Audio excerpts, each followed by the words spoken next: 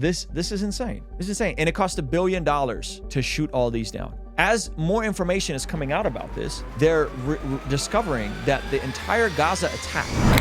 Ruslan. This past weekend, just a few days after the April 8th eclipse, we had the unthinkable happen. Something we've never seen happen in our lifetime. Iran, a country that has had tons of restrictions, tons of limiting their resources, attack one of America's biggest allies. That's right. We all saw it. Iran attacked Israel and shot over 500 drones and missiles and all kinds of stuff. And for me, I wanted to highlight what this practically looked like for my friends on the ground, because I think we take for granted our stability here. We take for granted the fact that most of us don't have a bomb shelter. Most of us don't have to worry about if our iron defense system has the right amount of rockets to shoot down incoming missiles. Most of us don't have to think about these things. And so I want to first show you guys what this practically looked like. These are my friends. These are my friends on the ground. Those are you goobers that are like, we stand with Iran, right? Zionism bad. Israel bad.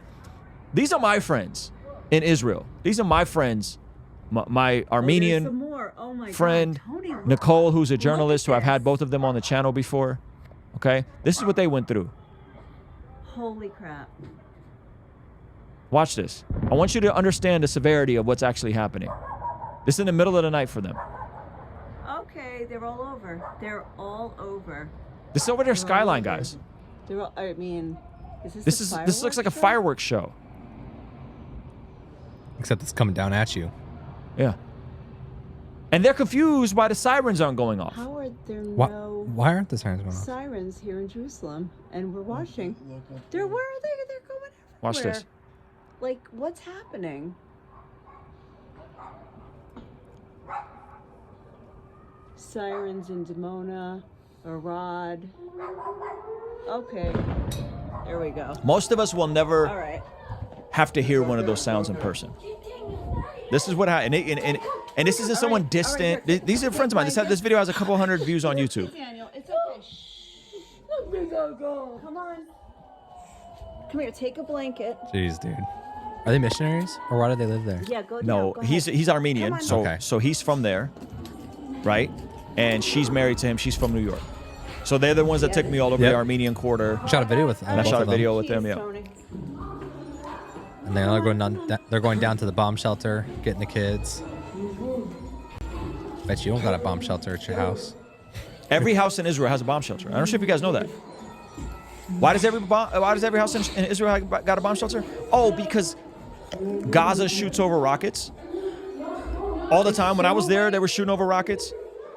So the open air prison inmates have rockets? Yes, the open air prison inmates have rockets that they shoot over regularly. And Israel still gives them electricity and water? And Israel still pipes in electricity and water. But not enough. And they still are providing humanitarian aid right now as we speak. But not enough. Their population is growing. They're having more babies than ever before.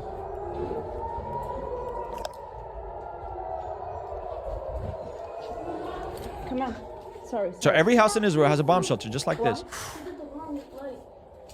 Oh, really? Here. Come here, guys. These are kids. Come. Yeah. This is their kids, dude. Okay. Daniel, come closer. Come Aaron, closer. they were sleeping. Come closer. They were asleep. Yeah. It's bedtime. Okay.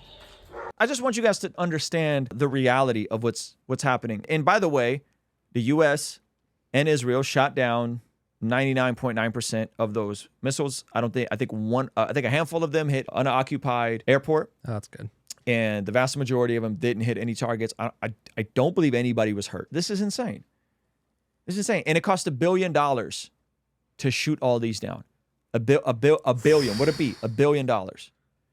As more information is coming out about this, they're discovering that the entire Gaza attack, despite what the media will have you believe about the occupation and about Zionism, the entire Gaza attack. So this entire thing was engineered. This according to Saudi officials.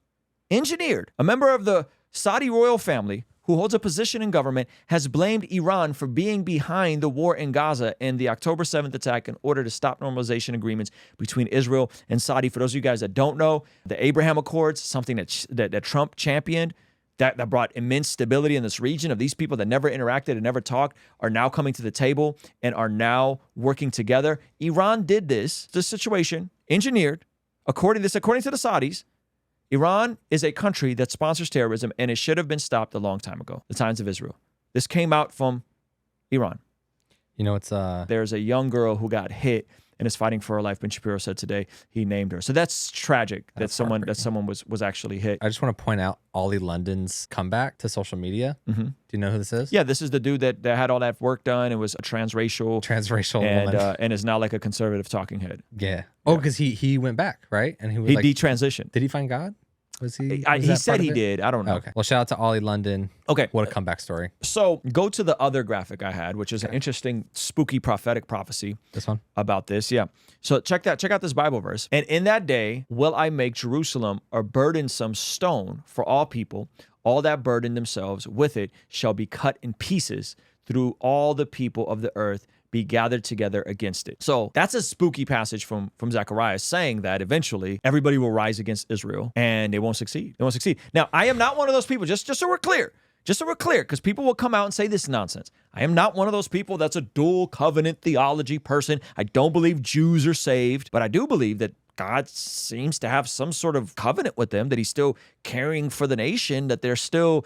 The fact that they even exist as a nation seems rather miraculous. The fact that they've fought off all these wars against all these other nations seems miraculous. The fact that there seems to be progressing movement towards some sort of peace with all the nations around them seems to be crazy and stuff that we wouldn't even think about it, right? And yes, there are Christians in Israel. Shocker, shocker. That is the only place in the Middle East where the Christian population is growing, despite what the crazies on X would have you believe, that outside of the far right, which is a minority view in Israel, that Christians are able to worship and are able to go to church and are able to practice their faith without much interruption. Though there are some protests and there are some radicals on the Jewish side, which is true enough, but that this stuff is happening and that unfortunately it seems like it will continue happening. Now, there's a question on whether or not America should be involved, whether or not we should be spending money and resources. Let me just point you guys back to an operation that some would say is a conspiracy theory. I don't think so. Check out this situation from a couple years ago, about 15 years ago.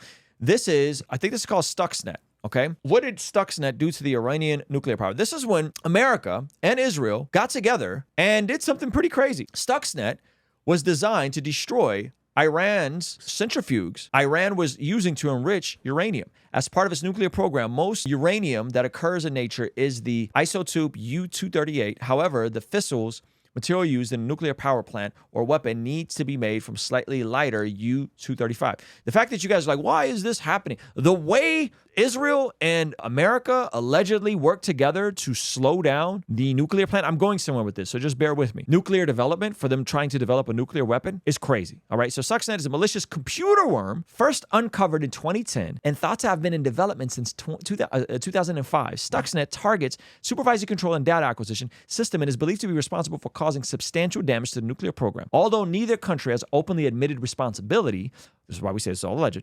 multiple independent news organizations recognize that Stuxnet, a cyber weapon built jointly by the United States and Israel, is a collaborative effort known as Operative Olympic Games. The program started during the Bush administration was rapidly expanded within the first months of Barack Obama's presidency. So this is neither right wing, left wing, Obama bad, Bush good. This is everybody was rocking with this allegedly. Stuxnet specifically targets programmable logic controllers, which allow the automation of electronic processes such as those used to control machinery and industrial processes, including gas centrifuges, for separating nuclear material, exploiting 40-day flaws. Stuxnet functions by targeting machines using the Microsoft Windows operating system.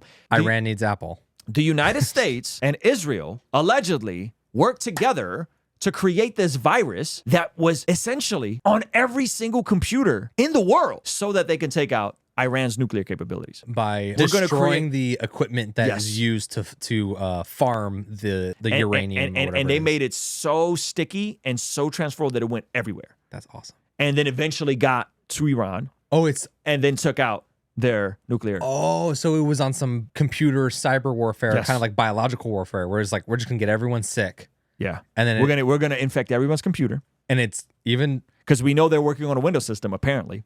And then someone's gonna open TikTok on their government phone in Iran, and it's gonna get in. It's like that type of virus. Yeah. Stuxnet's design and architecture are not domain specific, and they could be tailored as a platform for attacking modern day. So because this didn't have negative ramifications, like if it got on our computer, it wouldn't do anything. Yeah. But because we're not trying to do this thing with the nuclear power, so they just got it to spread worldwide. Oh, they're like, if you're farming nuclear power resources, You're out. Your computer's gonna get toasted. So most people are like, I'm chilling. Yeah. Scroll down. I'm just doing. Most of which are in Europe, Japan, and the United States. Stuxnet reportedly ruined almost 1/5 of Iranians' nuclear certificates, targeting industrial control systems. The worm infected over 200,000 computers and caused 1,000 machines to physically degrade. Stuxnet has 3 modes: a worm that executes all routines related to the main payload of the attack, a link file that automatically executes the propagated copies of the worm, and a rootkit component responsible for hiding all malicious files and processes to prevent detection. It is typically introduced to the target via an infected USB drive, thus crossing any air gap. The worm then propagates across the network, scanning for Siemens. Step 7 software on computers controlling a PC in the absence of either criteria. Stuxnet becomes dormant inside the computer. So like most computers, this is dormant in. Yeah. Right? If both the conditions are fulfilled, Stuxnet introduces the infected rootkit onto PLC and step 5 software, modifying the code. I'm not a coder, but that's what I think it means. I say all that to say people who feel a way about America and Israel working together, you need to understand we've had a common enemy for a long time. Iran has been unhinged for a long time. You have other Muslim states saying so for a long time. And they've been funding a lot of this stuff for terrorism. Proxies, Gaza, proxies in other parts in Yemen. And so the goobers who want to blame everything on Zionism are just that. They're goobers. They don't know what they're talking about. This has been going on for years. America's been working with Israel for years because Israel and America have common enemies, and this is going to continue. And in my opinion, it should. In my opinion, when you have what you have in Iran, they should be mitigated. Now, the good news is they're saying this is all Iran had. This attack was all Iran had, and because this is all Iran had, this is it.